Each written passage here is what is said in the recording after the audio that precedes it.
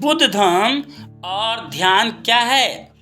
बुद्ध धम्म से संबंधित महत्वपूर्ण प्रश्न और उसके जवाब। तो स्वागत है आपका मेरे साइंटिफिक हिस्ट्री स्टोरी चैनल पर।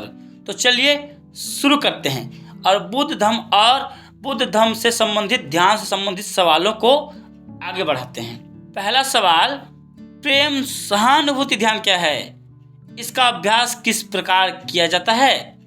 जिसका उत्तर है, एक बार आप श्वास के सचेतनता से परिचित हो जाते हैं और नित्य दिन अभ्यास करते हैं तो आप प्रेम सहानुभूति का ध्यान का अभ्यास शुरू कर सकते हैं। श्वास के सचेतनता के बाद सप्ताह में इसे 2 या 3 बार करना चाहिए।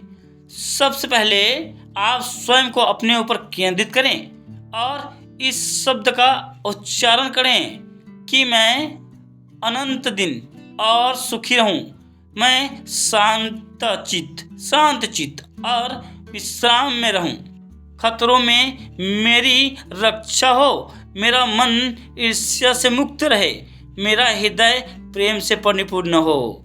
तब बारी बारी से आप प्रेम पूर्व व्यक्ति, उदासीन व्यक्ति जिसको आपने देखा कि कोई रिश्ता ना हो, कोई ऐसा व्यक्ति जिससे पसंद या नापसंद नहीं करते हों और अंततः जिसे नापसंद करते हों, उसके बारे में सोचें। सबके लिए शुभ होने की कामना करें।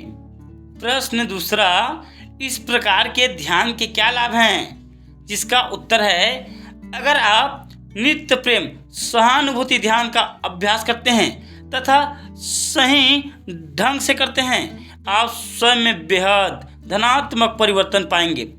आप अपने अंदर स्वीकार्य भाव और समताशीलता को बढ़ता हुआ महसूस करेंगे। अपने परिजनों के प्रति अपने प्रेम बोध को बढ़ता हुआ पाएंगे, जिसके प्रति आप अपेक्षा और औचित्य का भाव रखते थे, उनके प्रति आप मैत्रीपूर्ण महसूस करेंगे। सवाल तीसरा, यह किस प्रकार संभव है? उत्तर, मन जब यथायोग्य विकसित हो एक बहुत शक्तिशाली यंत्र है। अगर आप अपनी मानसिक ऊर्जा को केंद्रित करना सीखेंगे और दूसरे के ऊपर प्रक्षेपित करेंगे, इसका प्रभाव उन पर हो सकेगा। आपने भी ऐसा अनुभव किया होगा। शायद आप किसी भीड़ भाड़ वाले कमरे में हों और आप ऐसा महसूस कर रहे हों कि कोई आप पर दृष्टि जमाए हो। आप मुड़कर देखते हैं और सचमुच ऐसा ही पाते हैं कि कोई आप पर टकटकी लगाए है। ऐसा इसलिए हुआ क्योंकि आपने उस व्यक्ति के मानसिक ऊर्जा को ग्रहण कर लिया। प्रेम सहानुभूति ध्यान ऐसा ही है। हम धनात्मक मानसिक ऊर्जा दूसरों पर प्रक्षेपित करते हैं और यह उनका क्रमशः परिवर्तित करता है। प्रश्न चौथा, क्या कोई दूसरे प्रकार का ध्यान भी है? उत्तर, हाँ। अंतिम और शायद इससे महत्वपूर्ण ध्यान का प्रकार है विपश्यना। इस शब्द का अर्थ है देखना या सूक्ष्मता पूर्वक देखना और संभवतः इसका अनुवाद है निरीक्षण ध्यान। सवाल पांचवा, वर्णन करें निरीक्षण ध्यान क्या है? उत्तर है, निरीक्षण ध्यान के वक्त जो रो रहा है उसके बारे में बिना सोचे या बिना प्रतिकार किए व्यक्ति साक्षी भाव रखता है। सवाल छठवा, इसका उद्देश्य क्या है? उत्तर, संभवतः हम अपने अनुभव से पसंद या नापसंद करके प्रतिकार करते हैं या विचार तरंग स्मरण को चाहते हैं। ये सभी प्रतिकार हमारे अनुभवों को बिगाड़ते या स्पष्ट करते हैं, जिससे कि हम इसे पूरी तरह समझ पाने में असफल पाते हैं। प्रतिकार साक्षी भाव विकसित होने से हम समझ पाते हैं कि इस तरह की सोचना, बोलना या कोई कार्य हम क्यों करते हैं और बिल्कुल ही अत्यधिक आत्मज्ञान का हमारे जीवन पर बहुत धनात्मक परिणाम हो सकता है। निरीक्षण ध्यान के अभ्यास के और भी लाभ होते हैं कि कुछ समय के बाद यह हमारे अनुभव और स्वयं में एक अंतर उत्पन्न करता है। वस्तुतः बिना इच्छा और अचेतन अवस्था में प्रत्येक लाभ या उत्तेजना से प्रतिकार करना हम थोड़ा रुक कर सोचने की क्षमता से युक्त हो जाते हैं। इस तरह की फैसले ले सके कि हम प्रतिकार करना चाहिए या नहीं, यदि हो तो कैसे। इस प्रकार के हम अपने जीवन पर और अधिक नियंत्रण रखना प्रारंभ करते हैं। इसलिए नहीं कि हमें लौह इच्छा शक्ति का विश्वास हो जाता है, बल्कि साधारणतः और स्पष्टता को देख पाते हैं।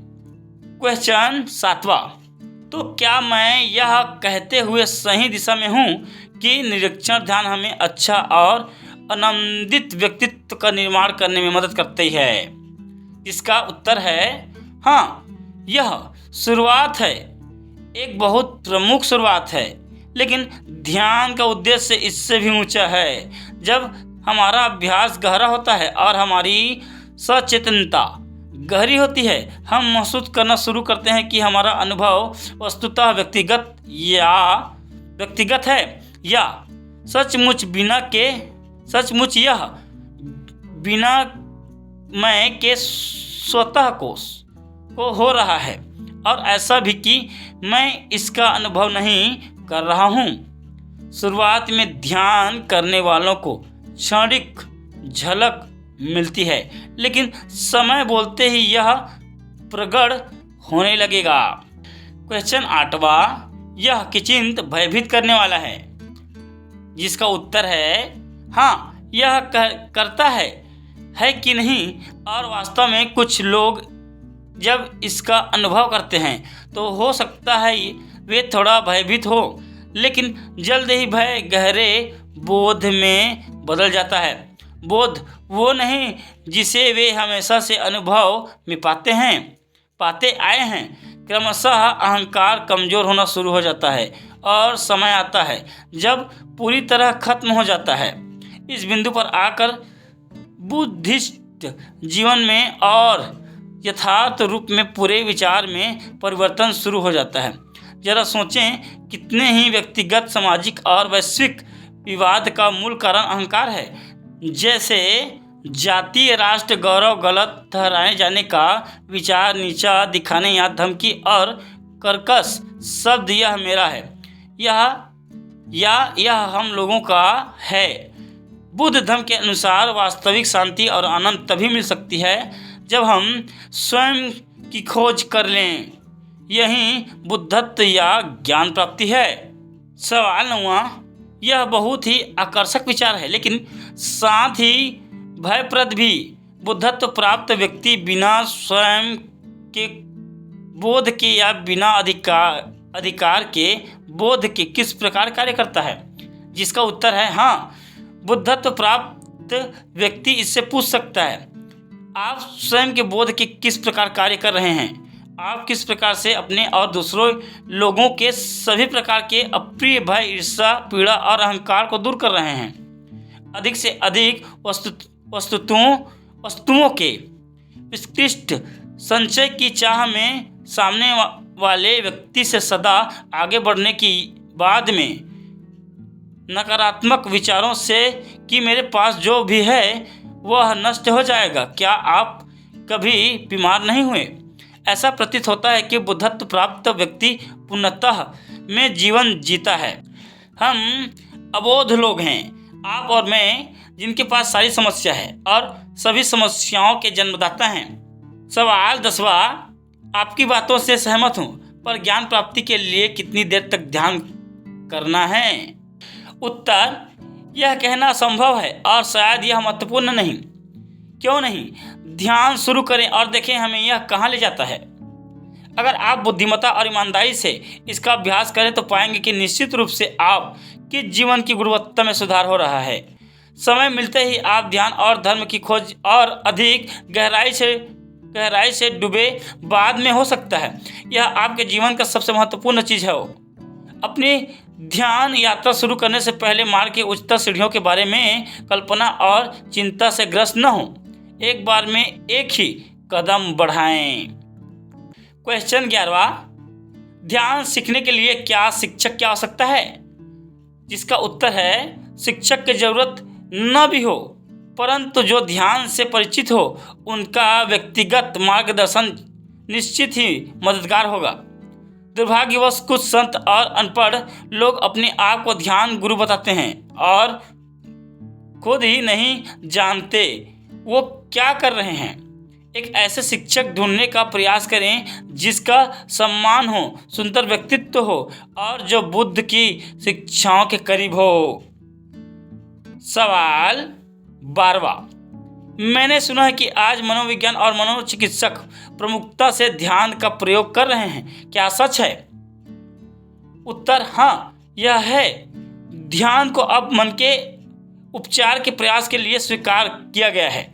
बहुत सारे प्रशिक्षित मानसिक सेवकों द्वारा शांति के लिए, डर भगाने के लिए और स्वयं सुचिता लाने के लिए उपयोग किया जा रहा है। मनुष्य मन के लिए बुद्ध का परिज्ञान आज भी उतना ही मददगार है जितना कि प्राचीन काल के लिए था।